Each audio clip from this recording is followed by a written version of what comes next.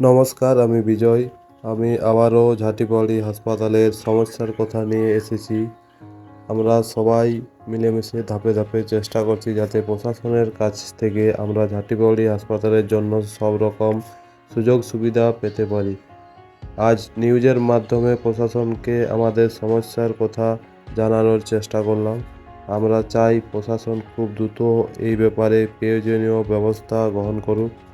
আপনারা সবাই আমাদের পাশে থাকুন এবং সমর্থন করুন। সবাই ভালো থাকবেন। ধন্যবাদ।